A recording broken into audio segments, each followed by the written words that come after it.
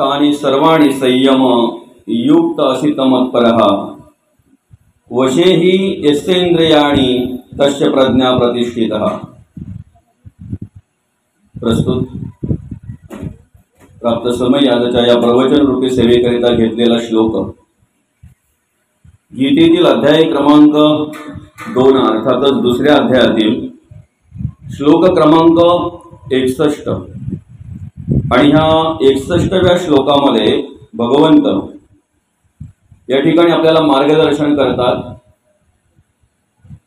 ज्या साधकाने आपल्या इंद्रियांवर विजय मिळवलेला आहे, बरं का, म्हणजेच ज्या साधकाच्या ताब्यात इंद्रिय आहेत आणि ज्याने त्याचं मन देवाच्या चरणी स्थिर केलेलं आहे, असा जो साधक असतो ना, त्याची बुद्धी स्थिर असते आणि ज्याची बुद्धी स्थिर असते तो साधक देवाला आवडत असतो, तो भक्त देवाला आवडत असतो, बरं का। बुद्धी स्थिर करण्यासाठी पहिलं महत्वाचं काय आहे तर इंद्रिय ताब्यात राहिली पाहिजे, बरं का। इंद्रिय जर ताब्यात ठेवायचे असतील तर मन देवाच्या चरणी स्थिर पाहिजे।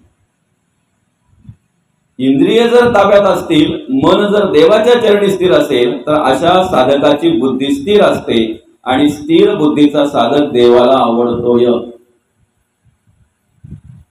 अभंगावर अर्थातच या श्लोकावर अर्थपूजा बांधण्याआधी, विवरण घेण्याआधी, चिंतन करण्याआधी ज्या निमित्ताने या ठिकाणी आपण ही प्रवचन सेवा आयोजित केलेली आहे, या कुरुंद गावातील हे पाटील परिवार, मला तरी वाटतंय की कुरुंद मध्ये सगळे पाटीलच आहेत, मोठा परिवार आहे पाटील, बरं का। आणि या पाटील परिवाराचे दादा कैलासवासी विलास काशीनाथ पाटील, दादांचं मंगळवार दिनांक 17 सप्टेंबर रोजी अल्पशा आजाराने निधन झालं आणि त्यांच्या उत्तर कार्यांच्या निमित्ताने आज आपण या ठिकाणी ही प्रवचन सेवा आयोजित केलेली आहे।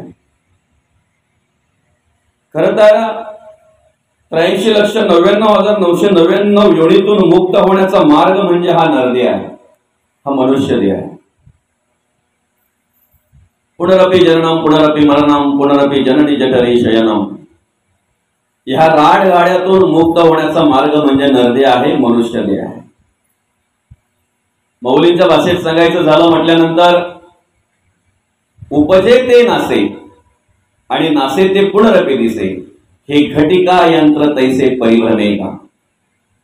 येणं जाणं चालू असतंय, हे थांबलं पाहिजे, याला कुठेतरी फुल स्टॉप मिळाला पाहिजे।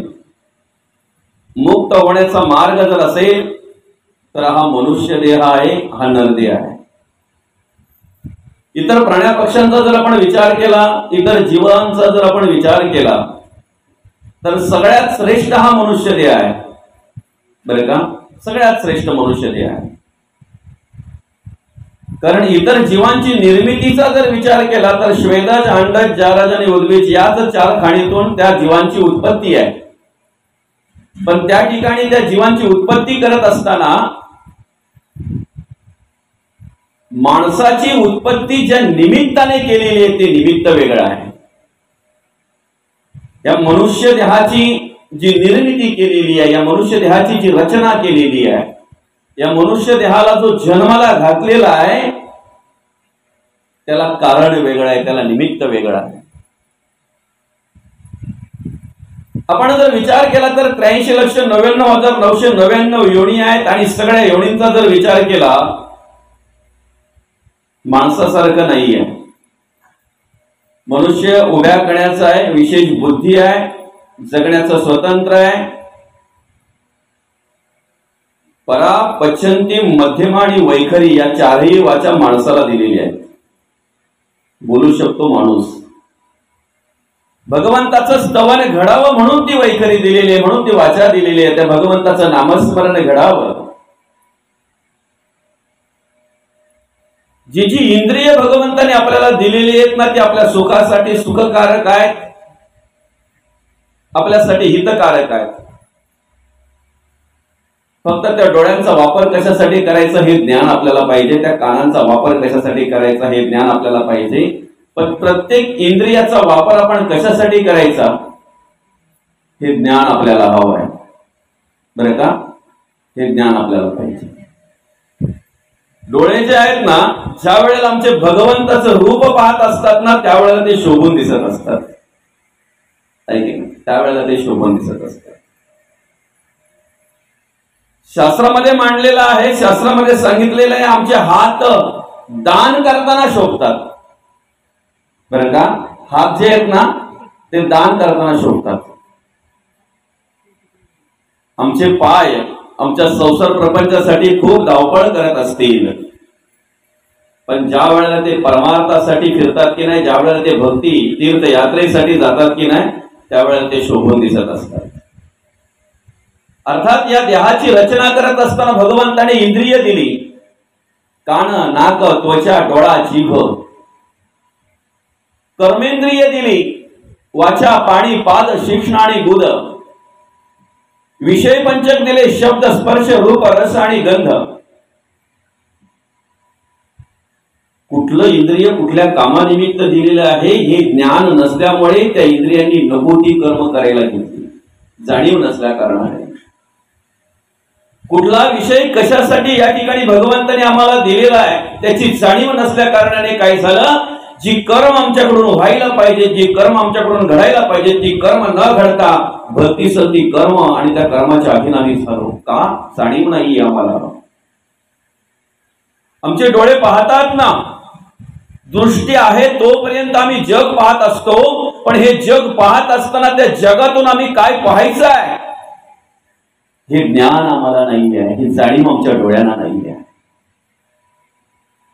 जेव्हापासून आम्ही जाणते झालो तेव्हापासून आम्ही ऐकतोय, ऐकायला येत आहे नवे नवे जन्मापासून, म्हणून तर ती परात वाजवली जाते बघा जन्म झाल्याबरोबर, आहे की नाही? आता काहींच्या घरात परात नसेल मग त्यांच्या घरात ताट वाजवलं जात आहे, वाजवलं जात आहे ते बाबा, बरोबर आहे की नाही? तिथून मनुष्य ऐकतोय, मरेपर्यंत ऐकतोय, पण काय ऐकावं हे त्याला कळत नाही, बरं का? काय ऐकावं हे त्याला कळत नाही. आणि म्हणून जी इंद्रिय आम्हाला भगवंताने दिलेली आहेत ना, ती इंद्रिय कशासाठी दिलेली आहे ते ज्ञान आम्हाला नाही आहे. फक्त आलोय, आम्हाला जन्माला घातलंय, जसे आमच्यावर संस्कार होतात, ज्याप्रमाणे आम्हाला मार्गदर्शन मिळतंय, ज्याप्रमाणे आमच्या आजूबाजूला वातावरण असतंय त्याप्रमाणे आम्ही वागत असतो, जगत असतो. वागण्या जगण्याचं ज्ञान जर नसेल तर शेवटी अवस्था अशी होते, एक दिवस येतो आणि तो मृत्यू आम्हाला घेऊन जातो, तो काळ आम्हाला घेऊन जातो, आम्हाला कळत नाही आम्हाला नरदेव कशासाठी मिळालेला आहे, काय करायचं आहे. असे कितीतरी फेरे झाले आपले. पुनरपि जननम पुनरपि मरणम पुनरपि जननी जठरी शयनम. एक जाणीव नसल्या कारणाने, एक संत चरण नसल्या कारणाने आम्ही काय करावं हे आम्हाला न कळाल्यामुळे ही अवस्था झाली आमची. उपजे ते नासे, नासे ते पुनरपि दिसे, हे घटिका यंत्र तैसे परिभ्रमे का. ते रहाडगाड असते बघा, रहाडगाड रित होतंय परत भरतय, भरतय परत रित होतंय, रित होतंय परत भरतय, भरतय परत रित होतंय, त्याला रहाडगाड म्हणतात ना. त्या रहाडगाड्यासारखी आमची अवस्था, येणं जाणं हे फेरे आम्हाला सुरूच आहेत. कशासाठी सुरू आहे? जाणीव नसल्या कारणाने, मार्गदर्शन नसल्या कारणाने. आणि म्हणून मग काय झालं माहितीये का, आमचे पाय चालतात, आमचे हात कार्य करतात, आम्ही सर्वांगाने कार्य करत असतो, आमची इंद्रिय आम्हाला कार्य करताना दिसतात, पण मन आमचं भलतीकडे असल्यामुळे इंद्रियांकडून नको ती कर्म घडतात. कारण मन इंद्रियांचा राजा असाप्रमाणे जगद्गुरु तुकोबांनी आम्हाला सांगितलेलं आहे. त्या इंद्रियांची ओळख करून देत असताना आणि त्या मनाविषयी बोलत असताना जगद्गुरु तुकोबा म्हणतात, मन जो आहे ना ते इंद्रियांचा राजा आहे. ज्याप्रमाणे राजा असेल त्याप्रमाणे प्रजा कार्य करते. इंद्रियांचा राजा जर मन आहे तर मनामध्ये जे येईल, मनाला जसं वाटेल त्याप्रमाणे ती इंद्रिय कार्य करत असतात, त्याप्रमाणे ते इंद्रिय कार्य करत असतात. जे कार्य घडायला पाहिजे ते कार्य न घडल्यामुळे काय झालं, नको ती कर्म घडल्यामुळे, अधर्माची कर्म घडल्यामुळे, अनितीने वागल्यामुळे, जे पाहायला पाहिजे ते न पाहता भलत सलतच पाहिल्यामुळे पाप गोळा झालं. जे ऐकायला पाहिजे ते न ऐकता भलत सलतच ऐकायला आवड निर्माण झाल्यामुळे, ऐकण्याची आवड निर्माण झाल्यामुळे पाप गोळा झालं. जे आमच्या वैखरीतून आम्ही भगवंताचं स्तवन करायला पाहिजे, जे भगवंताचं नामस्मरण करायला पाहिजे, ते भगवंताचं स्तवन नामस्मरण न केल्यामुळे नको त्या प्रकारे आम्ही वैखरीतून जे पाहिजे ते नको ते बोललो.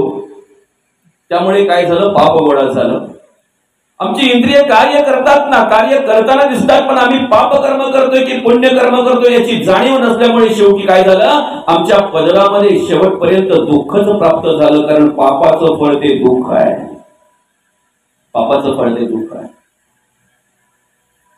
आम्ही संसार करत असताना जी काही साधनं आम्ही निर्माण केलेली आहेत, ती साधनं आमच्या सुखासाठी निर्माण केलेली आहेत. सुख मिळावं म्हणून अर्धा अर्धा तास प्रयत्न करून त्या आईला आमच्या चूल पेटत नव्हती. पावसाळ्यात तर काय त्रास व्हायचा चूल पेटवायला ते तिलाच माहिती. ती फुंकणी वगैरे असायची बघा, त्या फुंकणीतून फुंकर मारून मारून मारून मारून डोळे पार लाल बुंद होऊन जायचं ते धूर लागून लागून. ऐकी ना, आता लायटर लावून ती गॅस पेटते. काही त्रास आहे तो पण 2-4 वेळा जर समजा टिक टिक करून जर पेटला नाही ना तर लगेच फेकून देते, दुसरा सांगते लगेच दुसरा आणा. किती किती साधा आणि सोपं आहे ते. आमच्या सुखासाठी येते, आमच्या समाधानासाठी येते. आम्हाला सुख मिळावं म्हणून आम्ही ती साधने निर्माण केलेली आहे. स्वयंपाक झाल्यानंतर गॅस बंद करता आली पाहिजे ना, काम झाल्यानंतर गॅस बंद करता आली पाहिजे ना. पुढच्या स्वयंपाकापर्यंत जर चालूच ठेवली तर काय होईल बरं, अतिरेक म्हणतात त्याला. या इंद्रियांकडून कार्य करून घेण्यासाठी भगवंताने आमच्या बरोबर 3 गुण दिलेले आहेत, रजोगुण, तमोगुण आणि सत्वगुण. विषय दिलेला आहे, काम, क्रोध, लोभ, मद, मत्सर, दंभ, संशय, चिंता, असूया, अद्वया, भावना, कल्पना, इष्णा, वासना, आशा, ममता, तृष्णा. एवढं सगळं दिलेलं आहे. अतिरेक नको. अति तेथे माती. अति जर झालं प्रत्येक गोष्टीचं तर शेवटी तिथे मातीच ठरलेली आहे. साधं उदाहरण आहे, खाण्यासाठी जगावं की जगण्यासाठी खावं. आज आमचा जर विचार केला तर आम्ही जास्त करून खाण्यासाठी जगत असतो. जर जगण्यासाठी खात असतो ना तर समोर आलेलं जे पण काही असेल ना त्याला हात जोडून देवाला प्रार्थना करून आम्ही ते अन्न ग्रहण केलं असतं. पण ताट पुढ्यात येण्याच्या आधी पहिले विचारतो भाजी काय आहे. भाजी काय आहे विचारलं की आपण समजायचं हे खाण्यासाठीच जगतं, हे जगण्यासाठी खात नाही. बरं का, आमच्या संसारामध्ये जी काही साधनं आम्हाला दिलेली आहेत ते चांगल्यासाठी दिलेली आहे, चांगला उपयोग व्हावा त्याचा म्हणून दिलेली आहे. त्याचा दुरुपयोग व्हायला लागला. बरं का, दुरुपयोग व्हायला लागला. घरामध्ये बल्ब आहे, जोपर्यंत आपल्याला आवश्यकता आहे तोपर्यंत चालू ठेवावा. त्या पंख्याखाली आपण बसलेलो असताना जर आपल्याला गरम होत असेल तर पंख्याचा वापर करावा, पंखा लावावा. जी काही साधनं आहे, जी काही उपकरणं आहे, आवश्यकता पुरता त्यांचा वापर करावा. जर अनावश्यक वापर जर आम्ही केला तर त्याचं बिल आम्हाला मात्र भरमसाठ भरावं लागतंय. बरोबर आहे की नाही. जसं आमचं देहाचं आहे, अतिरेक जर झाला तर त्याचं बिल भरावंच लागणार आहे ना. कामाचा अतिरेक झाला, अत्याचार होणार. क्रोधाचा अतिरेक झाला, हिंसाचार होणार. लोभाचा अतिरेक झाला, भ्रष्टाचार होणार. अतिरेक झाला म्हटल्यानंतर त्या ठिकाणी ते बिल आम्हाला भरावंच लागणार आहे. आणि सांगू का, माणसाला निरंतर चिरकाल टिकणाऱ्या सुखापेक्षा क्षणी सुखामध्ये खूप आनंद वाटतो, खूप आनंद वाटतो. त्याला ब्रह्मसुखापेक्षा, आत्मानंदापेक्षा, परमानंदापेक्षा मनुष्य जास्त रममाण कुठे होतो बरं. काय आवडतंय माणसाला. प्रवचनात आमचं हित आहे, कीर्तनात आमचं हित आहे. कसं वागावं, कसं जगावं, संतांचं मार्गदर्शन त्या ठिकाणी केलं जात आहे. संतांचं महात्म्य वर्णन केलं जात आहे, भगवंताचं महात्म्य वर्णन केलं जात आहे. आमच्याकडून वाईट कर्म घडावीत म्हणून नाना प्रकारची साधनं या ठिकाणी निर्माण केलेली आहेत या कलियुगामध्ये. आमच्याकडे वाईट विचार येण्यासाठी तशा प्रकारचं वातावरण आमच्या अवतीभोवती निर्माण झालेलं आहे ऑटोमॅटिक, सहजच या कलियुगामध्ये. पण आमच्या उद्धार होण्याचा मार्ग जर असेल, आमच्या उद्धार करून घेण्याचा जर मार्ग असेल तर तो म्हणजे सत्संग आहे. त्या सत्संगामध्ये आम्ही रममाण झालो पाहिजे, त्या प्रवचनामध्ये आम्ही रममाण झालो पाहिजे, त्या कीर्तनामध्ये आम्ही रममाण झालो पाहिजे. पण आम्हाला आवड कसली आहे? एकदा काय रिमोट आमच्या हातात आला, संध्याकाळच्या वेळेला घरातलं सगळं काय आवरलेलं असेल ना, तर सिरियलवर सिरियल, सिरियलवर सिरियल, 2-2, 3-3 तास आम्ही त्या टीव्हीच्या समोरून बाजूला होत नाही. हे काय पुराणातलं नाही चाललं, हे काय पूर्वीच्या गोष्टी नाहीत काय, प्रत्येकाच्या घरातल्या गोष्टी आहेत, प्रत्येकाच्या घरातलं कर्म आहे. एखादा चित्रपट जर लागला ना, चालू झाला ना, तर 2-2.5 तास आमचे कसे जातात आम्हाला कळतही नाही. उलट अगदी तो पिक्चर संपल्यानंतर ती मुलांना बोलते, बारीक पिक्चर होता का रे, छोटा होता का, लवकर संपला, चालू कसा झाला आणि संपला कसं काही कळलं पण नाही. आम्हाला आवड कसली आहे? आम्ही मुलाबाळांना घेऊन ते पाहत असतो. सून सासू एकत्र त्या सिरियल पाहत असते. बरं, त्याच्यामध्ये काय असतं शिकण्यासारखं, असं विशेष काय घेण्यासारखं असतं, विशेष काय? मी तर पाहत नाही, मला तुमच्याकडून ऐकायला पाहिजे, मला तुमच्याकडून माहिती मिळायला पाहिजे. असतंय का असं सुनेने काहीतरी चांगलं घ्यावं असं काय असतंय? सासूने काहीतरी चांगलं घ्यावं असं असतंय? आपल्या मुलीने, मला, मुलांनी काहीतरी चांगलं घ्यावं असं असतंय? काय असतंय त्याच्यामध्ये? पण एवढा रममाण होतोय ना मनुष्य त्या ठिकाणी, काही वेळेला तसं दृश्य जर जवळ समोर जर पाहायला मिळालं तर माणूस रडायला सुद्धा मागे येत नाही. त्याला माहिती आहे जे पाहतोय ते खोटं आहे, पण तरी सुद्धा एखादा पिक्चर, एखादा चित्रपट पाहता पाहता मनुष्य बघा ना, डोळे वळे होतात त्याचे, रुमाल काढून तो डोळे पुसत असतो. खोटच आहे ना, खोटं, त्या खोट्यावर आमचा लगेच विश्वास बसतो. संत खरं ओरडून ओरडून सांगतात, गेली 700-750 वर्षापासून आमच्या हातामध्ये ज्ञानेश्वरी आहे, 350-400 वर्षापासून आमच्या हातामध्ये गाथा आहे. पण आम्ही खोट्याकडे जेवढे आकर्षित होतोय ना, खोटं आम्हाला जेवढं आवडतंय ना, तेवढे संतांचे विचार आवडतात का हे आपल्या मनाला आपण विचारा. प्रवचनात मात्र बसल्यापासून, कीर्तनात बसल्यापासून आम्हाला एकच फक्त परत परत आम्ही घड्याळाकडे पाहतोय, किती वाजता थांबतोय काय माहिती हा महाराज. आम्हाला कंटाळा येतोय, आळस येतोय, आम्हाला थकवा जाणवतोय, आम्हाला पाय बदलावे लागतात. आमचं मन त्या ठिकाणी रममाण होत नाही. कारण काय? शोधलं पाहिजे आपण, काय कारण आहे त्याला. जिकडे क्षणिक सुख आहे तिकडे आम्ही एवढे रममाण होतो की आमचा देहभान विसरून जातो, देहभान विसरून जातो. जिथे आमचा अनहित आहे, जिथे आम्हाला अधोगती आहे, जिथे पाप कर्म आहे, त्या ठिकाणी आम्ही किती एकरूप होऊन जातो. मात्र पुण्य कर्माच्या ठिकाणी, पुण्य कार्याच्या ठिकाणी, सत्संगाच्या ठिकाणी, अध्यात्माच्या ठिकाणी मात्र आम्हाला कंटाळा येतोय, आळस येतोय. कारण का? आमचं मन तिथे का रममाण होत नाही?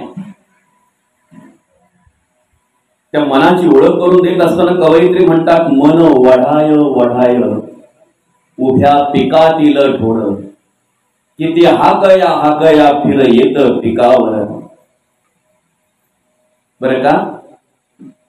इकडे त्याला ढोराची उपमा दिलेली आहे, एकीकडे संत त्या मनाला बकरीची उपमा देतात. बकरी माहिती आहे तुम्हाला?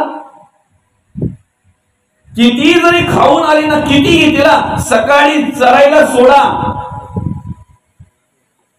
तो मालक, तो जो कोणी असतो त्या बकऱ्या सांभाळणारा मेंढपाळ, तो पण विचार करतो की आज मी सकाळी यांना आणलेत ना, डायरेक्ट संध्याकाळी रात्र होतानाच घरी येऊन जाईल. त्यांचं पोट भरल्याशिवाय मी नेणारच नाही त्यांना. कारण जाता येता त्या खूप इकडे तिकडे चौताळत असतात, फिरत असतात, काही दिसलं की तिकडे धावत असतात. सकाळी माळ रानावर नेलेल्या त्या बकऱ्या ज्या वेळेला डायरेक्ट संध्याकाळच्या वेळी घेऊन येतात ना, तरी संध्याकाळी येताना मात्र त्या बकरीला जर कुठे काही हिरवी पेंडी दिसली की तिकडे धावतेच धावते. मग तो मेंढपाळ विचार करतो यांना करावं तरी काय. साधं उदाहरण आहे. आपलीच मुलगी घरामध्ये नाही जेवताना जेवते, आई जेवायला बसल्यानंतर परत जेवते, वडील जेवायला बसल्यानंतर परत जेवते, परत येऊन काहीतरी ती मागते आई मला खायला पाहिजे, परत ते काही खाल्ल्यानंतर परत येऊन सांगते आई मला भूक लागले. त्यावेळेला ती आई बोलते, सतत चरत असते ना, पुढे नाव घेते ती बकरी सारखी आहे की नाही. मनाला उपमा तशी दिलेली आहे. तुम्ही सांगा ना किती वर्ष संसार केला म्हणजे मन तृप्त होईल. किती खाल्लं म्हणजे मन तृप्त होईल. इंद्रिय तृप्त का होत नाही त्याला कारण आहे मन. इथे बघा भगवंत काय म्हणतात, तानी सर्वांनी संयम्य युक्त असित मत्परः वसेहि यस्येंद्रियाणि तस्य प्रज्ञा प्रतिष्ठतः. ज्या साधकाच्या इंद्रिय अधीन आहेत आणि ज्याने मन भगवंताच्या चरणी स्थिर केलेला आहे त्याची बुद्धी स्थिर असते. बरं का, अशा प्रकारची जाणीव भगवंत करून देतात. इंद्रिय जर आम्हाला नियंत्रित ठेवायची आहेत, इंद्रियांवर जर आम्हाला नियंत्रण ठेवायचं आहे तर आम्ही मन काय केलं पाहिजे, देवाच्या चरणी अर्पण केलं पाहिजे. त्या मनाला देवाकडे ओढ निर्माण केली पाहिजे, अध्यात्माकडे ओढ निर्माण केली पाहिजे. किती किती खाल्लं म्हणजे मन तृप्त होईल. इंद्रिय जरी तृप्त झाली ना तरी मन कधी तृप्त होत नाही. चालून चालून पाय थकतील, काम करून करून हात थकतील, एखादी गोष्ट पाहून पाहून कदाचित डोळे थकले जातील, पण मन थकत नाही, जागवायला लावतंय त्याला. एखादी गोष्ट ऐकून ऐकून कदाचित कंटाळा येईल त्या कानांना, पण मनाला कंटाळा येत नाही म्हणून ते परत परत ऐकावायला लावतंय. एखाद्या पंगतीमध्ये जर आम्ही बसलो आणि तिथे जर आमच्या आवडीचे लाडू असतील ना, पात्रात मिळाल्या आम्ही खातोच खातो, पण अजून एखादा येईल म्हणून लवकर संपवून टाकतो. बरं, परत एखादा आल्यानंतर घेते, परत एखादा आल्यानंतर घेते, नाहीच उत्तर मग दोन एक्स्ट्रा घेऊन रुमाला गुंडळून ठेवते. तिला माहिती आहे आता जेवढे पाहिजेत तेवढे खाल्ले, घरी गेल्यावर पण कामा येतील. बरं का, किती वर्ष संसार केला म्हणजे आपला संसार पुरा होईल. बरं,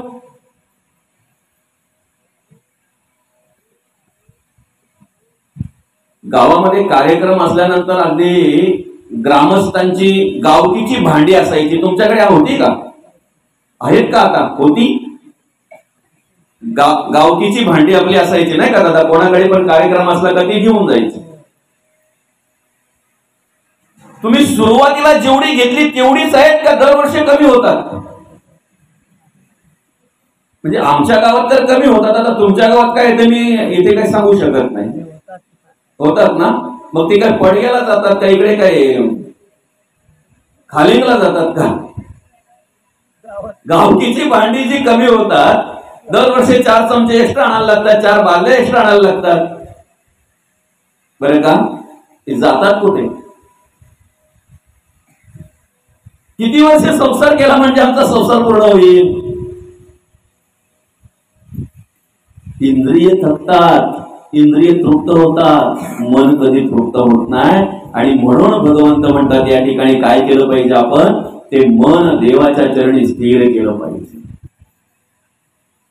अति काम त्या राम चित्ती वसेना, अति लोभ त्या क्षोभ होईल जाना, अति विषयी सर्वदा दैन्यवाणा. साधं उदाहरण आहे. एखादी गोष्ट आवडली म्हणून जर आपण खायला सुरुवात केली ना, पहिला ढेकर आला की माणसाने थांबलं पाहिजे. ती पावती आहे, बस झालं बाबा आता. पण ढेकरावर ढेकर येऊनही जर तो थांबत नसेल, आवडलंय, आवडीचं आहे आणि आवडीचं असेल तर एकदा खायला सुरुवात केली ना की त्याला असं वाटतंय आज जेवढं पाहिजे तेवढं खाल्लंय, उद्याचं पण खाऊन घेऊ की काय. गळ्यापर्यंत येईपर्यंत मनुष्य खातोय.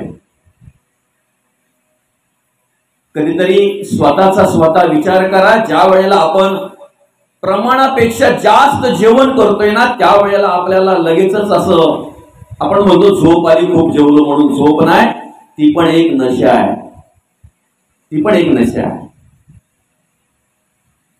अति जेवण झालं तरी सुद्धा त्रासदायक होत आहे. मग विषयांचा वापर आम्ही कसा करावा? जी इंद्रिय आम्हाला भगवंताने दिलेली आहे, त्या इंद्रियांकडून कोणत्या प्रकारे कर्म करून घ्यावीत, ते ज्ञान आम्हाला हवं आहे. ज्ञान आम्हाला हवं आहे. बरं का? साधं उदाहरण आहे. आम्ही आमच्या घरी जर एखादी नवीन वस्तू आणली, एखादं उपकरण जर आणलं, कुठलंही असू द्या, ते नवीन आणलेलं उपकरण कसं वापरायचं आम्हाला माहिती नसते, म्हणून त्याच्याबरोबर एक मॅन्युअल गाईड येत आहे, माहिती पुस्तिका येत आहे. बरोबर आहे की नाही? ते माहिती पुस्तिका आम्ही काढतोय, त्याच्यामध्ये जसं सांगितलं असेल हे करा, ते करा, असं करा, तसं करा, त्या पद्धतीने आम्ही सगळं करत असतो. आणि जसं मॅन्युअल गाईड मध्ये, माहिती पुस्तिकामध्ये ज्याप्रमाणे सांगितलेलं आहे त्याप्रमाणे जर आम्ही हाताळलं तर 100% ते उपकरण आमच्याकडून चांगल्या प्रकारे काम करून घेत असते किंवा काम आम्हाला देत असते. बरोबर आहे.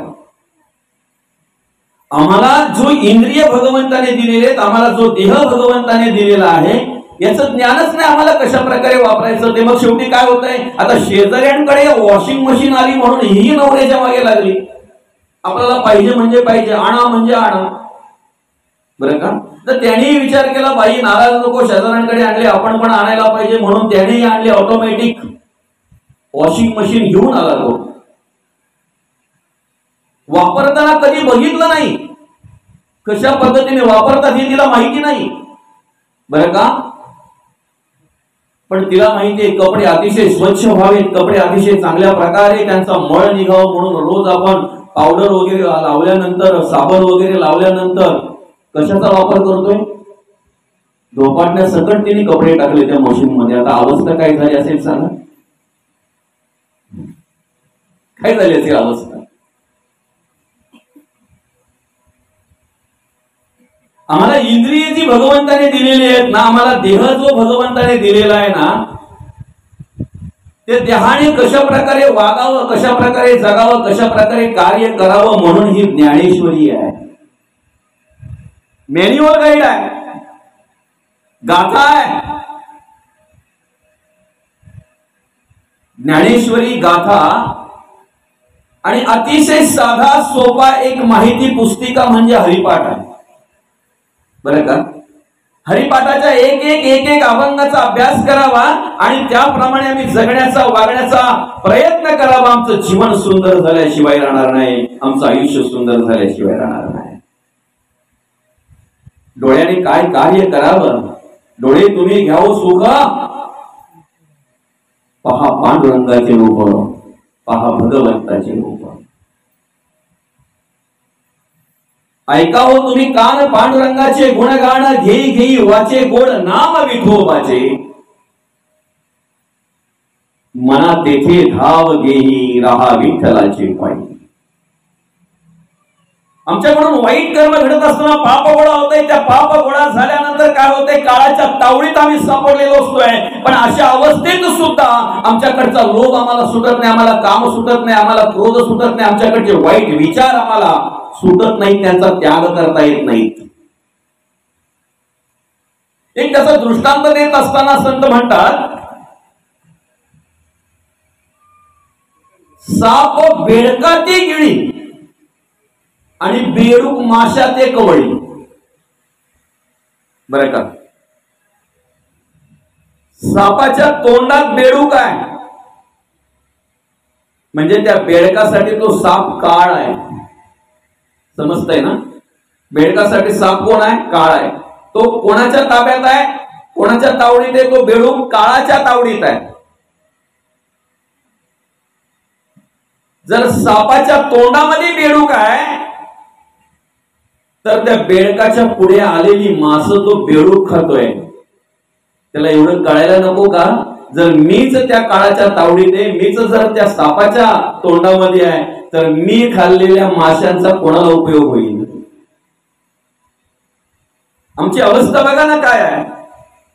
आम्ही काळाच्या जबड्यात असताना सुद्धा तो लोभ आम्हाला सुटत नाही, ते विषय, ते विकार आम्हाला सुटत नाही. क्षणिक सुखासाठी आपल्या कोणी होतो नीतीभ्रष्ट, कोणी त्यागी जीवन आपले दुःख जगी करण्या नष्ट. नीतिभ्रष्ट होतोय मनुष्य, अधर्माने वाटचाल करतोय, त्याची फळं त्या ठिकाणी त्याला भोगावीच लागतात, भोगायला येतात, पण तरी सुद्धा परिवर्तन होत नाही. कर्मेंद्रिय दिलेली आहेत, वाचा, पाणी, पाद, शेषण आणि बुध. विषय पंचक दिलेला आहे, शब्द, स्पर्श, रूप, रस आणि गंध. बघा ना काय अवस्था आहे आमची. हरिण एवढं चपळ असतंय ना की त्याला सहज कोणी पकडू शकत नाही, एवढं चपळ असतंय. पण त्या हरणाला जर पकडायचं असेल तर तो पारधी काय करतोय माहितीये का? एक विशिष्ट प्रकारचा बासरीचा आवाज काढतोय. तो आवाज एकदा काही त्या हरणाच्या कानावर पडला ना की ते हरण त्या आवाजामध्ये एवढं रममाण होतंय की जागेवरच थैथय नाचायला लागतंय. एवढं चपल असलेलं हरिण सहज पकडलं जातंय. बोलतंय कशाला? बोलतंय कशाला? ते शब्दाला, शब्दाला बोलतंय ते. आम्ही सुद्धा आमच्या आयुष्यामध्ये बराच वेळा शब्दांना बोलत असतो. बोलतोय पण त्यांच्या शब्दांना बोललो ना आम्ही, नाहीतर आम्ही कुठं त्यांच्या तावडीत सापडायला. पण सापडला ना कशाला बोलून? शब्दांना बोलून. हत्ती महाबलाढ्य आहे, खूप ताकद आहे त्याच्याकडे. सगळ्या प्राण्या पक्ष्यांना फाडून खाणारा सिंह, वाघ समोरून जर आला ना तर त्याला सुद्धा उचलून आपटण्याची ताकद त्या हत्तीमध्ये आहे. पण त्याला जेव्हा पकडायचं असते त्यावेळेला पुट्ट्याची हत्ती तयार केली जाते. एका विशिष्ट प्रकारच्या खरड्यावर त्या हत्तीला उभी केली जाते. ज्या वेळेला स्पर्श सुखासाठी तो हत्ती तिथे जातोय ना त्यावेळेला तो स्वतः कधी खरड्यात पडतोय त्याचं त्यालाही कळत नाही. स्पर्श. आमच्याकडे ज्या वेळेला रात्रीच्या वेळी एखाद्या वेळेला जर लाईट नसेल तर आम्ही बत्ती लावतोय. त्या बत्तीवर एक विशिष्ट प्रकारचं पाखरू येते, त्याला पतंग म्हणतात. ते पाखरू त्या बत्तीच्या ज्योतीवर, पेटलेल्या ज्योतीवर ते झेप घेत असते. ते रूप पाहून ते एवढं आकर्षित होतंय की त्याला असं वाटतं हे मला मिळावं. भासतंय, चटके बसतात, त्रास होतोय, मरतय पण सोडत नाही. बत्ती पण विझवतंय आणि ते पण मरतय. रूप. आमची इंद्रिय जी बोलली जातात ना ती रूपाला बोलली जातात, शब्दाला बोलली जातात, स्पर्शाला बोलली जातात. सागाच्या लाकडाला होल पाडणारा तो भुंगा ज्या वेळेला एखाद्या कमलाच्या फुलामध्ये अडकला जातोय ना त्या ठिकाणी त्या गंधाला मोहित होतोय. त्यावेळेला संध्याकाळची वेळ आहे, सूर्य मावळतीला आहे, ते फुल आता मावळणार आहे, त्या पाकळ्या आता मिटणार आहेत. त्याला कळतंय, त्याला जाणीव होते, पण तरी सुद्धा त्याला तो मोह आवरत नाही. शेवटी त्या पाकळ्यांमध्येच गुंतला जातोय, त्या फुलामध्येच गुंतला जातोय. आणि सांगू का, चांगल्या चांगल्या कठीण लाकडाला होल पाडणारा तो भुंगा त्या पाकळ्यांना होल पाडून बाहेर पडू शकत नाही, एवढा गुंतला जातोय. एवढा गंधाला मनुष्य बोलतोय. बघा ना, एखादा मासा जर पकडायचा असेल ना तर ते मासे पकडणारे पहिले जिथे दलदल असेल ना, चिखल असेल ना त्या ठिकाणी जातात. बरं का, असे ते चिखल तो गाल असं वाकरत असतात. ते काय शोधतात बरं त्या ठिकाणी? ते वाला, गांडूळ. बरं का, असे वाले पकडून ते बरेच असे एकत्र करतात आणि मग ते जाऊन त्या ठिकाणी त्या गळ घेऊन त्या ज्या ठिकाणी मासे मिळणार अशा ठिकाणी बसतात. त्यांना माहिती अख्खा वाळा टाकून जमणार नाही, कारण मासे बरेच पकडायचे. मग तो वाळा काय करतात माहितीये का? अर्धा करतात, त्या गळाला लावतात, तो गळ पाण्यामध्ये सोडतात. त्या वाळ्याकडे पाहून ज्या वेळेला तो मासा धावत येत असतो ना त्यावेळेला तो वाला, अर्धा वाळा त्या माशाला बोलत असतो, मत आओ मेरे लिए, मैं आधा हूं तेरे लिए, अगर तू आएगा मेरे लिए तो ऊपर खड़ा है तेरे लिए. दादा, अरे मला अर्धा केलाय रे तुझ्यासाठी, पण तू जर माझ्यासाठी धावशील ना, एकदा गळाला लागल्यानंतर तुझ्यासाठी काळ म्हणून यमच आहे ना तो, त्याच्यासाठी यमच आहे तो. ऊपर खडा आहे तेरे लिए. तर असाला बोलतोय मनुष्य. या ठिकाणी भगवंत आम्हाला जाणीव करून देतात, आणि सर्वांनी संयम युक्त असित मत्परहा वशे ही यस्य इंद्रिया आणि तस्य प्रज्ञा प्रतिष्ठित. काय म्हणतात भगवंत? ज्याच्या इंद्रिय अधीन आहेत. कसं पाहिजे माहितीये का? जिथे विषयासक्त मनुष्य असेल ना, जिथे वासनेचं कार्य असेल ना, जिथे विषयांचं कार्य असेल ना, त्या ठिकाणी आम्ही कासवाप्रमाणे अंग आत घेऊन राहिलो पाहिजे. सर्व अंग आमचं आतमध्ये पाहिजे. पण ज्या ठिकाणी परमार्थ करायचंय, भक्ती करायची, देवाचं कार्य करायचं, देवाचं नामस्मरण करायचं आहे, देवाशी एकरूप व्हायचं आहे, त्या ठिकाणी मात्र आमचं सर्व अंग आम्ही बाहेर काढून सर्वांगाने ते कार्य केलं पाहिजे. कासवाची उपमा त्या ठिकाणी संत देत आहेत. कासवाची उपमा देत आहेत. त्या विषयांकडून कार्य करून घेताना, त्या विकारांकडून कार्य करून घेताना आम्ही कसं पाहिजे. तहान लागलेली आहे, पाणी पिलं, ग्लास परत त्या मांडणीवर ठेवता आलं पाहिजे. पुढची तहान लागेपर्यंत ग्लासाशी खेळता कामा नये. आमचं नेमकं झालंय काय माहितीये का? ज्या युगामध्ये आम्ही वावरतोय ना, त्या युगाचं नावच आहे कलियुग. कलियुग, बरं का? आणि ह्या कलियुगाची ख्याती बरीच काही सांगितलेली आहे. कलियुगाची ऐका ख्याती, बरंच काय काय आहे. मुलगा होईल बापाचा वैरी. कुठे आहे का? दिसतंय का असं चित्र आपल्याला? आज कित्येक जणांचे रक्षाबंधन बंद झाले, कित्येक जणांच्या भाऊबीज बंद झाल्या. का? त्याला कारण काय? प्रेम वाढलं म्हणून. प्रेम वाढलं म्हणून. आम्ही किती वेळ ऐकतोय, आम्ही कितीदा ऐकतोय, आम्ही कित्येक काळ ऐकत आलेलो आहे. हे सगळं कुठपर्यंत आहे? जग हे सारे दिल्या घेतल्याचे आपलं काय आहे इथे? कशाचा अभिमान रे आम्हाला? तो अभिमान एकदा काय आमच्याकडे आला ना, मुख्य अभिमान हा 4 प्रकारचा सांगितलेला आहे: विश्व, तेजस, प्राज्ञा आणि प्रत्येक आत्मा. पण तोच अभिमान अनेक प्रकारे या ठिकाणी कार्य करत असतो. सौंदर्याचा अभिमान किती दिवस राहणार आहे? सौंदर्य. तारुण्याचा अभिमान किती दिवस राहणार आहे? तारुण्य. पैशाचा अभिमान सूर्याच्या सावलीप्रमाणे जातो. ऐशी ही सृष्टीची चाली, संपत्ती दुपारची सावली, वैसा तरी निघून गेली हळूहळू. त्याची जाणीव करून देत असताना आम्हाला या ठिकाणी संत काय देतात माहितीये का? एक उदाहरण देतात, एक दृष्टांत देतात. कसला? दुपारच्या वेळी जेव्हा सूर्य आमच्या माथ्यावर असतो ना, त्यावेळेला सावली आम्हाला सोडत नाही, आमच्या बरोबर चालत असते, आमच्या बरोबर फिरत असते. पण जसा जसा सूर्य मावळतीला जातोय की नाही, संध्याकाळच्या वेळेला तीच सावली, दुपारच्या वेळेला जी सावली आम्हाला सोडत नाही ना, संध्याकाळच्या वेळेला तीच सावली एवढ्या लांब जाते की आमची सावली आम्हाला दिसत नाही, शोधावी लागते. ज्ञानाचा अभिमान, पांडित्याचा अभिमान, सोयऱ्यांचा अभिमान. अख्ख्या गावात जर सगळ्यात मोठं सोयर असेल तर आपलं एक पण आपला सोयरा नाही, बोलतो सुद्धा तो असा लेचापेचा सोयरा एक पण नाही आपला. सगळे मोठमोठे सोयरे आपले सोयरे. संत म्हणतात, सोयरे दायरे दिल्या घेतल्याचे, अंत हे काळीचे कोणी नाही. अंत काळीचं कोण आहे? इंद्रियांकडून जर अतिशय चांगल्या प्रकारची कर्म जर करून घ्यायची, त्यांना जर आपल्या अधीन ठेवायची आहेत, बरं का, आधी मनाचा विचार करावा लागेल. एखाद्या वेळी जर आम्ही पडग्यामध्ये गेलो ना, आम्हाला जे काही पाहिजे ते रविवारच्या बाजारला आम्ही सगळं काही घेतलं की त्या बाजार सोडता सोडता एखाद्या हॉटेलमधून आम्हाला जिलेबीचा सुगंध येतो. तो सुगंध आल्याबरोबर पहिले आमच्या काय होतंय, जिभेला पाणी सुटतो, बरं का. आणि बोलते पण मस्त गरम गरम आहे, एक प्लेट खावा आणि मगच जावा. त्या हॉटेलकडे पावलं सुद्धा तिची वळली जातात, पण ज्या वेळेला 2 पावलं त्या हॉटेलच्या दिशेने टाकते ना, तेव्हा बोलते नको वय, रिक्षा पुरतच पैसे येते, भाड्याला पैसे उरणार नाहीत.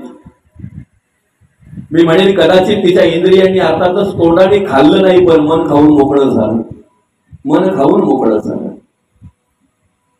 कर्म करताना इंद्रिय दिसत असतात, पण त्या इंद्रियांकडे येण्याच्या आधी मनाकडे जे येतात ना, ते थांबलं पाहिजे, ते थांबवायचंय आम्हाला, बरं का. त्यासाठी आमच्या या रथावर सारथी भगवान श्रीकृष्ण पाहिजे, तरच ते घोडे आवरले जातील, नाहीतर कोणालाही आवरत नाहीत.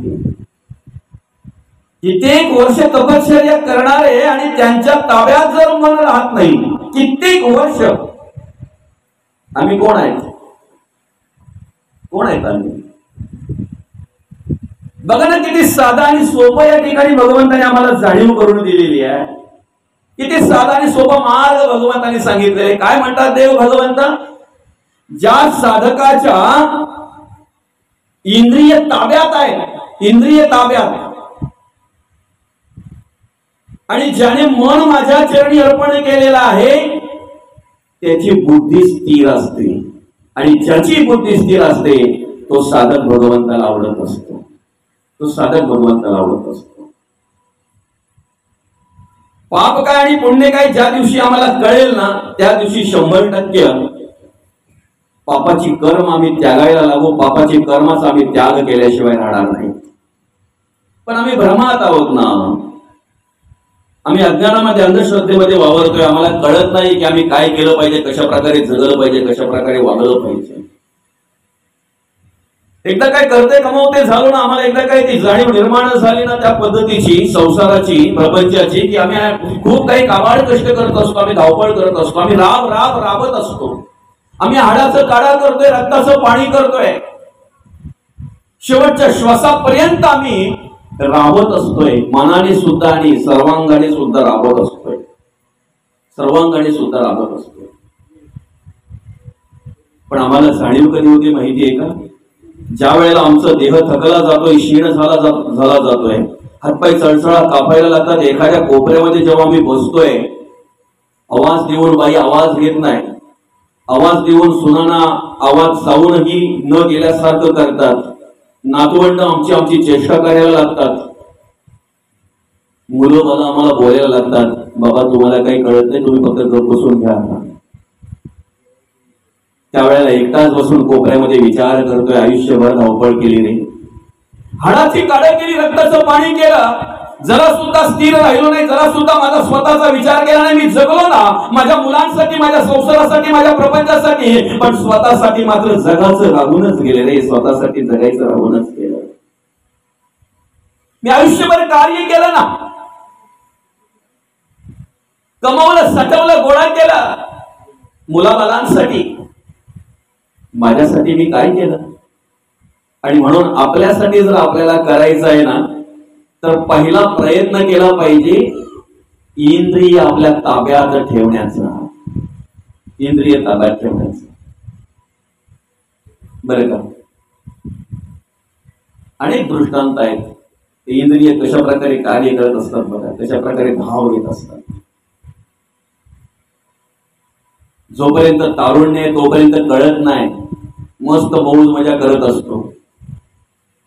आर्थिक, कायिक, वाचिक आणि मानसिक चारही प्रकारची भगवंताने आपल्या बरोबर शिल्लक दिलेली आहे. जोपर्यंत ती शिल्लक आहे तोपर्यंत मनुष्य वागत असतो, जगत असतो, कार्य करत असतो, पाहिजे तसा वावरत असतो, मोठ्या स्वाभिमानाने जगत असतो. तो त्याला सांगा कधीतरी आपल्या गावात सप्ताह आहे, आपल्या गावात हरिनाम सोहळा आहे, आपल्या गावात प्रवचन आहे, कीर्तन ऐकायला, सर उत्तर काय असतं माहितीये? आपल्याला देवाने काय कमी केलेले, काय गरज आहे आपल्याला, हे उत्तर असतंय त्याचं. मात्र कमी झाल्यानंतर मग मंदिराची पायरी सुटत नाही, त्याला जायची इच्छा असते पण देह साथ देत नाही. शतवर्ष वय नेमिले, बालपण नेरता गेले, तारुण्य वेचले विषयांकडे, वृद्धपणी नाना रोग भोगणे लागे, कर्म भोग आता भगवंताचा योग कोणे वेळ. आम्हाला जर सुखात राहायचं आहे ना, तर दादा ही सूत्र आमच्या जवळ आहेत. शेजाऱ्यांच्या अंगणात जर आम्ही फुलांची झाडं लावली ना, त्याची फुलं आमच्या अंगणात पडणार आहेत. पण शेजाऱ्यांच्या अंगणात जर आम्ही काट्यांची झाडं लावली ना, तर येता जाताना तेच काटे आम्हाला टोचणार आहे, त्याचा विचार आम्ही करत नाही. समोरच्याने खरड्यात पडावं म्हणून आम्ही खरडा खोदत असतो, पण तो खरडा खोदत असताना हा विचार करत नाही की तो पडायचा तेव्हा पडेल, पण पहिले त्या खरड्यात मला उतरावं लागलेला आहे, मला उतरावं लागलेला आहे, याचा विचार आम्ही करत नाही. शेजाऱ्यांच्या अंगणात जर आम्ही फुलांचा सडा निर्माण केला ना तर त्याचा सुगंध आम्हाला मिळत असतो, त्याचा सुगंध आम्हाला मिळत असतो. पेरले ते उगवते. मग काय पेरावं हे आम्हाला कळलं पाहिजे, काय पेरावं हे आम्हाला कळलं पाहिजे. कसं जगावं, कसं वागावं हे ज्ञान प्राप्त झालं ना की त्यालाच आत्मज्ञान म्हणतात. आणि त्या आत्मज्ञानाने घडणारी कर्म म्हणजेच भक्ती आहे. त्या आत्मज्ञानाने घडणारी कर्म म्हणजेच भक्ती आहे. फक्त कळलं पाहिजे आम्ही कसं जगावं, कसं वागावं. आणि म्हणून कामाचं बीज आहे, क्रोधाचं बीज आहे, लोभाचं बीज आहे. मद मत्सर अहंकार अभिमान तिरस्कार ताठा गर्व दिले ना भगवंताने. प्राण्या पक्ष्यांकडे सुद्धा ते विचार आहेत, ते विषय आहेत. क्षुधा तृषा आलस्य निद्रा आणि मैथुन आम्हालाही दिलेला आहे. पण भ्रमिष्ट झालेला आहे तो मनुष्य, भ्रमिष्ट झालेला आहे मनुष्य. प्राण्या पक्ष्यांना सुद्धा भूक लागते. या ठिकाणी कार्य करत असताना त्यांची भूक भागली जाते. आम्ही कित्येक ठिकाणी पाहतोय. चार घर चार गल्या चौकावरून ज्या वेळेला एखाद्या कुत्र्याला चतकोर भाकर मिळते ना त्यावेळेला तो चतकोर भाकर खातोय आणि एखाद्या ठिकाणी एखाद्या झाडाखाली एखाद्या गल्लीचा आधार घेऊन मस्त निवांत झोपलेला असतो.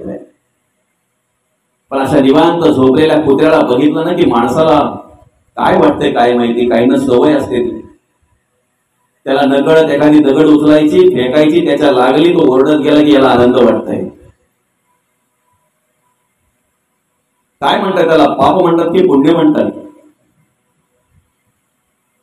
प्राण्या पक्ष्यांनाही भूक लागते, आम्हालाही भूक लागते. फरक फक्त एवढाच आहे, प्राण्या पक्ष्यांचे पोट भरतंय, आमचं टिचभरच आहे. मरतंय तरी भरत नाही.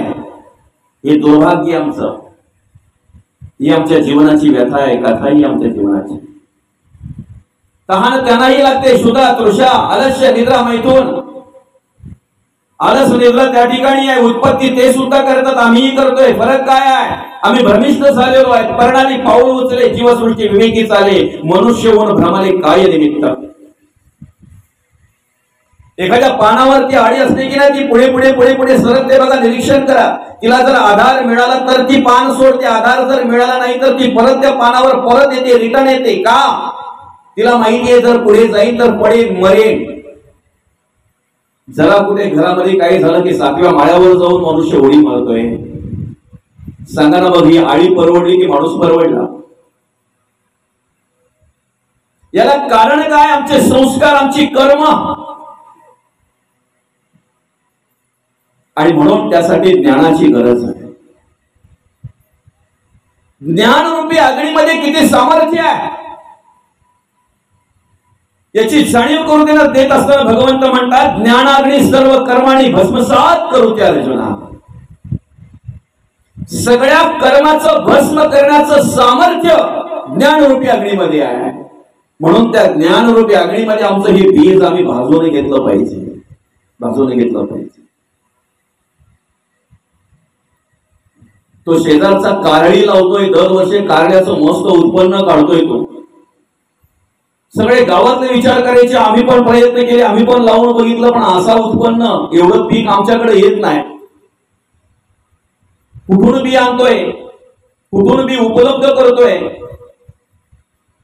काही केलं तो सांगत नाही. पण त्याच्याच गावातला एक जवळचा मित्र खूप त्याच्या मागे लागला. दादा, अरे थोडं तरी बी दे रे, कमीत कमी बी निर्माण करण्यापुरतं तरी बी दे. ऐकतच नाही. जवळचा मित्र काही केल्या अगदी खूप खूप मागे लागला म्हणून त्याने दिलं. बरं का? आता ज्याला दिलं त्याने विचार केला की आपण तो जेव्हा लावेल तेव्हाच लावायचं. तो ज्या पद्धतीने करेल त्याच पद्धतीने आपण करायचं. त्याने तिकडे पाणी दिलं, आपण इकडे पाणी द्यायचं. त्याने तिकडे खत दिलं, आपण इकडे खत द्यायचं. ज्या दिवशी त्याने लागवड केली त्याच दिवशी याने ही लागवड केली. ज्या दिवशी तो पाणी देतोय त्या दिवशी हाही पाणी देतोय. 15 दिवसांनी त्याचं बी वरती आलं, मस्त की अतिशय चांगल्या प्रकारे दिसायला लागलं. महिनाभर शिकलं पण याचं बी काही वरती आलंच नाही, फुगलं सुद्धा नाही. तर विचार करायला लागलं नक्की झालं काय. लगेच नाही माहिती झालं, पण 7-8 वर्षानंतर त्याच मित्राने सांगितलं, तुला दिलेलं बी का निघलं नाही माहितीये का? निघू नये म्हणून भाजून दिलं होतं. आम्हाला एवढं माहितीये की बी जर भाजलं तर ते निघत नाही, बरं का. त्याची ओळख करून देताना संत म्हणतात, बीज अग्नीने भाजले त्याचे वाढणे खुंटले, ज्ञात्यास तैसे झाले वासने बीज. हे आम्ही वासनेचं बीज ह्या ज्ञान अग्नीमध्ये भाजता आलं पाहिजे, आम्हाला भाजलं पाहिजे. ते आम्ही वासनेचं बीज भाजता आलं पाहिजे. संतांनी नेमकं काय केलं तेच केलं ना, काही खतपाणी घातलं नाही का लोकांनी. जो द्वेष तिरस्कार मत्सर आमचा केला जातो, सांगा ना, संतांचा द्वेष तिरस्कार मत्सर केला नाही का, झाला नाही का. आज आध्यात्मिक क्षेत्रामध्ये कार्य करत असताना जर आम्ही विचार केला तर आम्हाला काय त्रास आहे, काय त्रास आहे आम्हाला. सर्वसामान्य माणसावर हात जोडत असतात महाराज म्हणून, सर्वसामान्य माणसं आमच्या पायाला येऊन लागत असतात. सर्वसामान्य माणसांची नजर दृष्टी आमच्याकडे चांगल्या परिस्थितीने चांगल्या रीतीने पडली जाते का. महाराज आहे, चांगल्या विचाराचा माणूस आहे, आध्यात्मिक क्षेत्रामध्ये कार्य करतोय, भक्ती करतोय, देवाचा परमार्थ करतोय, देवाचं स्तवन करतोय, देवाचं नामस्मरण करतोय. मग आज या कलियुगामध्ये आमचा द्वेष करणारे कोण. त्यांचा पंथ वेगळा, आमचा पंथ वेगळा. त्या पंथवाले ह्या पंथवालाचा द्वेष करतात. त्यांचा संत वेगळा, आमचा संत वेगळा. त्यांच्या डोक्याला कपाळाला टिळा वेगळा, आमच्या कपाळाला टिळा वेगळा. टिळावाला टिळावालाचा द्वेष करतो. त्यांचा ग्रंथ वेगळा, आमचा ग्रंथ वेगळा. तो ग्रंथवाला ह्या ग्रंथवाल्याचा द्वेष करतो. आमच्या अंतःकरणामध्ये द्वेष भरलेला आहे, तिरस्कार भरलेला आहे. या ठिकाणी कार्य करत असताना मी फक्त एक विचार केला पाहिजे की अरे, संतांना विरोध करणारे वेगळे होते.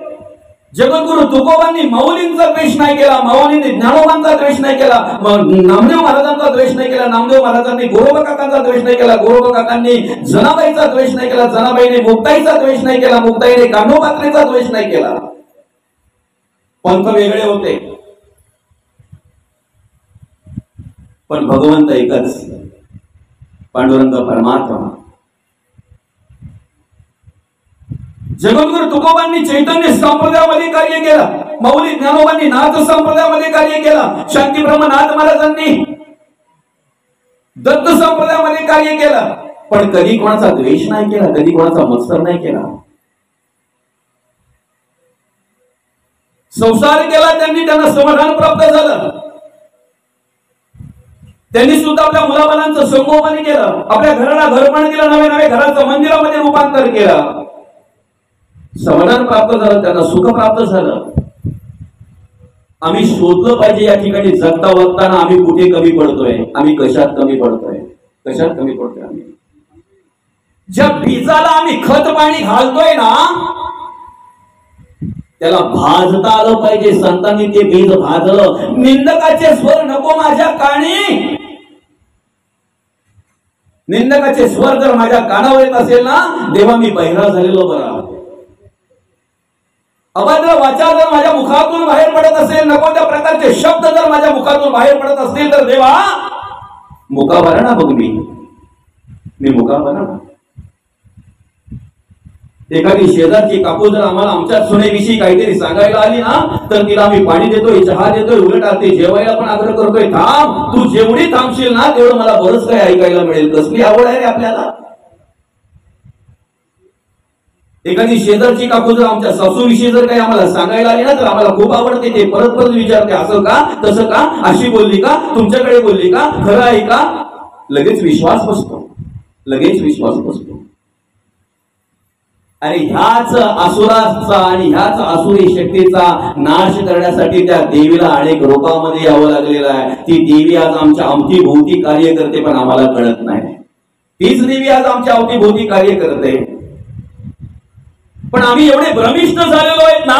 ज्या देवीने आम्हाला अंतःकरणामध्ये जागा दिली, ज्या देवीने आम्हाला गर्भामध्ये जागा दिली, 9 महिने 9 दिवस सांभाळलं, आमच्या शरीरामध्ये एकही रक्ताचा थेंब नसताना आम्हाला रक्त ज्या आईने दिलं, स्वतः खायची ना त्यातलंच अन्न आम्हाला नालेच्या रुपेतून त्या आमच्या अंतःकरणामध्ये आम्हाला मिळायचं. स्वतःची श्वास घ्यायची ना त्यातलाच अर्धा श्वास ती आम्हाला द्यायची. जिने 9 महिने 9 दिवस तिच्या गर्भामध्ये आम्हाला सांभाळलं ना, आज त्याच देवीला या कलियुगामध्ये आम्ही वृद्धाश्रमात निवड ठेवतो. एवढा भ्रमिष्ट झालेलो आहेत आम्ही, एवढे भ्रमिष्ट झालेलो आहे. संसार तर जगद्गुरु तुकोबांनी केला रे, पण त्याला समाधान प्राप्त झालं, त्याला सुख प्राप्त झालं. आम्हाला का होत नाही? त्याला कारण आम्हाला कसं जगावं हे आम्ही कळत नाही. आम्ही बाह्यांगाला जास्त महत्व देतो अंतरंगापेक्षा. मी म्हणेन, जर प्रत्येक सून आपल्या सासूकडे पाहताना, सासूची सेवा करताना आई म्हणून जर सेवा करत असेल, आणि प्रत्येक सासू आपल्या सुनेवर प्रेम करताना, तिला त्या ठिकाणी वागताना जगताना जर आपली सून नसून आपली मुलगी म्हणून जर सांभाळत असेल, आपली मुलगी म्हणून जर बघत असेल, तर मी म्हणेन तुम्हाला 9 दिवस उपवास करायची गरज नाहीये. अरे मूर्ती रूपाने येणारी ती देवी की नाही, केवळ 9 दिवस नाही, अखंड तुमच्या शेवटच्या श्वासापर्यंत त्या देवीची कृपा तुमच्यावर झाल्याशिवाय राहणार नाही. पण अंतरंगापेक्षा आम्ही बाह्यरंगाला जास्त महत्व देतो ना, बरं का? आम्ही कसं जगावं, कसं वागावं हे आम्हाला कळलं पाहिजे. जगात सांगे ब्रह्मज्ञान आणि आपण स्वतः कोरडे पाषाण. आम्ही संतांचे कार्य करत असताना, संतांच्या पावलावर पाऊल ठेवून चालत असताना, आम्ही जर गीतेचा अभ्यास करतो, आम्ही जर गाथेचा अभ्यास करतो, आम्ही जर ज्ञानेश्वरीचा अभ्यास करतोय, आणि जर आम्हाला आई बहिणींकडे जर चांगल्या नजरेने पाहता येत नसेल, माझी आई आणि बहीण म्हणूनच जर तिथे आम्हाला जर जाणीव होत नसेल, जर वाईट दृष्टीने आम्ही जर पाहत असू, त्यांच्याकडे लसके तोडण्याच्या दृष्टीने, त्यांचं शोषण करण्याच्या दृष्टीने जर आम्ही पाहत असू, तर कुठला परमार्थ करतोय रे आम्ही? कुठला परमार्थ करतोय आम्ही? हीच जाणीव या श्लोकामध्ये भगवंत आम्हाला करून देतात. जर इंद्रियांवर विजय मिळवता येत नसेल ना, इंद्रियांवर जर नियंत्रण ठेवता येत नसेल ना, तर आयुष्यभर जर आम्ही गाथा वाचल्या, आयुष्यभर जर आम्ही पोथ्या वाचल्या, आणि आयुष्यभर जर आम्ही किती ओरडून लोकांना सांगितलं, तरी त्यांच्यातही फरक पडणार नाही आणि आमच्यातही काही फरक पडणार नाही. पहिले अंतरंगाचा पहिले विचार केला पाहिजे, अंतःकरणाचा पहिले विचार केला पाहिजे. आम्हाला जर इंद्रियांकडून जर चांगल्या प्रकारची कर्म करून घ्यायची आहेत ना, आमच्या मनाला जर स्थिर करायची, आमची बुद्धी जर स्थिर झाली पाहिजे, आम्ही देवाला आवडलो पाहिजे असं जर वाटत असेल ना, तर त्यासाठी पहिला अंतरंगाचा विचार आम्ही केला पाहिजे. आम्ही बदल घडवला पाहिजे अंतःकरणामध्ये, अंतरंगामध्ये, आतमध्ये. आणि म्हणून ज्या पद्धतीने जगद्गुरु तुकोबांनी कार्य केलं, अनेक प्रसंग त्यांच्यावर आले, अनेक प्रकारे लोकांनी त्यांना त्रास दिला, द्वेष मत्सर केला, कीर्तन बंद पडावीत म्हणून लोकांनी त्रास दिला, प्रयत्न केले, कीर्तनात जाऊन जगद्गुरु तुकोबांना मारण्याचा प्रयत्न केला काहींनी. त्यांना त्रास झाला नाही का? निवृत्ती ज्ञानदेव सोबण आणि मुक्ताबाई या चारही भावंडांना जगता वागता यावं, त्यांना मानपत्र मिळावं, समाधाने स्वीकारावं म्हणून रुक्मिणी माता आणि विठ्ठलपंत आई वडिलांनी या दोन्ही उभयतांनी देहांत प्रचिताची शिक्षा भोगली. याच्यापेक्षा मोठी शिक्षा काय असू शकते बरं? कुठेतरी चालता बोलताना जर आमच्या माऊलींची सावली जर एखाद्याच्या अंगावर पडली, तर त्याने जाऊन इंद्रायणीमध्ये आंघोळ करावी, काय म्हणावं? अरे संन्यासाच्या पोराची सावली पडली रे, भाटलो रे मी. काही वाटत नसेल का त्यांना? त्यांच्या अंतःकरणामध्ये काही दुःख होत नसेल का? पण सगळं सहन केलं, धर्म कार्य सोडलं नाही, देवाचं कार्य सोडलं नाही त्यांनी, देव कार्य धर्म कार्य करत राहिले. हत्ती चले अपने चाल, कुत्ते भोगे हजार. हजार कुत्री जरी भोगली ना, भुंकली ना, तरी हत्तीला काही फरक पडता कामा नाही. मी जे कार्य करतोय ते धर्माचं आहे, देवाचं आहे, देशाचं आहे. माझ्या अंतरात्म्याला जर पटतंय, माझ्या देवाला जर पटतंय, तर लोकांनी किती जरी द्वेष केला, मत्सर केला, तिरस्कार केला, तरी लोकांचा विचार मी का करावा? आणि लोकांचा विचार करून जर जगद्गुरु तुकोबा थांबले असते, तर गाथा आम्हाला भेटली नसती. लोकांचा विचार करून जर माऊली ज्ञानोबा थांबले असते, तर ज्ञानेश्वरी आम्हाला भेटली नसते, चांगदेव 65 आम्हाला भेटले नसते, अमृत अनुभवासारखा सर्वश्रेष्ठ ग्रंथ आम्हाला भेटला नसता. रोज संध्याकाळच्या वेळेला आमच्या हातात हरिपाठ जो आम्ही चिंतन करतोय, वाचतोय, स्मरण करतोय, तो हरिपाठ आज आमच्या हातात नसता. थांबले नाहीत त्यांनी. फक्त त्यांच्या जगण्या वागण्यामध्ये आणि आमच्या जगण्या वागण्यामध्ये फरक काय माहिती आहे का? त्यांना ज्यांनी त्रास दिला ना, त्यांचा द्वेष नाही केला, मत्सर नाही केला, तिरस्कार नाही केला. अरे चरित्र जर आपण माऊलींचं वाचलं ना, तर ते चरित्र वाचता वाचता डोळ्यातून अश्रू येतात आपल्या. कधीतरी त्या समाधीच्या वेळेला, समाधी सोहळ्याच्या वेळेला जर माऊली ज्ञानोबांचं कीर्तन प्रवचन जर आपण ऐकलीत ना, तर त्यावेळेला नक्कीच आपल्या डोळ्यातून अश्रू आले जातात. ते श्रवण करता करता, ऐकता ऐकता. आयुष्यभर कार्य केलं, 20-21 वर्ष कार्य केलं माऊलींनी. पण ज्या वेळेला विश्वात्मक देवाकडे, आपल्या श्री गुरूंकडे मागण्याची वेळ आली ना, त्यावेळेला सांगितलं नाही जय बजरंग बली आणि तोड दुश्मन की नली नाही. मागता आलं असतं ना, ज्यांनी आम्हाला त्रास दिले त्यांना जरा शिकवा, त्यांना जरा बघून घ्या, सांगता आलं असतं, मागता आलं असतं. पण ज्या वेळेला विश्वात्मक देवाकडे प्रार्थना करायची वेळ आली, ज्या वेळेला विश्वात्मक देवाकडे मागण्याची वेळ आली ना, त्यावेळेला माऊली म्हणतात आता विश्वात्मके देवे येणे वाघ यज्ञ तोषावे तोषणी मज द्यावे पसाय दाने. विश्वात्मक देवाकडे विश्वासाठी केलेली विश्व प्रार्थना म्हणजे पसायदान. आणि त्या पसायदानामधलं पहिलं मागणं आहे जे खडांची व्यंकटी सांडो. इंद्रिय वाईट नाही आहे, डोळे वाईट आहेत, कान वाईट आहेत, त्यांना लागलेल्या सवयी वाईट आहेत, त्या सवयी बदलता आल्या पाहिजे. हाताने वाईट कर्म केली म्हणून हात तोडून टाकावेत का? पायाने वाईट कर्म केले म्हणून पाय काढून टाकावेत का? डोळे वाईट पाहतायत म्हणून डोळे काढून टाकावेत का? इंद्रिय वाईट नाही आहेत, इंद्रिय चांगली आहेत, त्यांना लागलेल्या सवयी वाईट आहेत. आणि म्हणून आम्हाला तो संसार करत असताना, प्रपंच करत असताना समाधान मिळत नाही. त्याला कारण काय? पुण्यापेक्षा पाप कर्म आमच्याकडून जास्त घडली जातात. काय फरक आहे त्यांच्या संसारात आणि आमच्या संसारामध्ये? नाथ महाराजांचं जर चरित्र आम्ही वाचलं, एकनाथ महाराजांचं चरित्र, त्यांना नाव दिलेलं आहे शांती ब्रह्म. शांती ब्रह्म, किती शांत. त्यांना राग येण्यासाठी लोकांनी प्रयत्न करावे. समजतंय का?